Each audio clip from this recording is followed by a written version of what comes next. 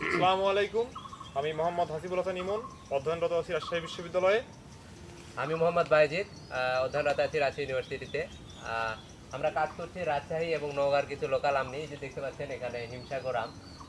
এছাড়াও আমরা কাজ করছি আহ, লক্ষণভোগ, লখনা যেটাকে বলে, আর ল্যাংড়া আর আম্রপালি আম নিয়ে। রাজশাহী জেলা প্রশাসনের নির্দেশনা অনুযায়ী আগামী 25 তারিখ, 25শে মে লক্ষণভোগ আমটা নামবে। আর হিমসাগর আর দুধসাগর যেটা আছে এটা 30 তারিখে। আর 10 তারিখে নামবে ল্যাংড়া, আর 15 তারিখে নামবে আম্রপালি। সাথে ফজলি।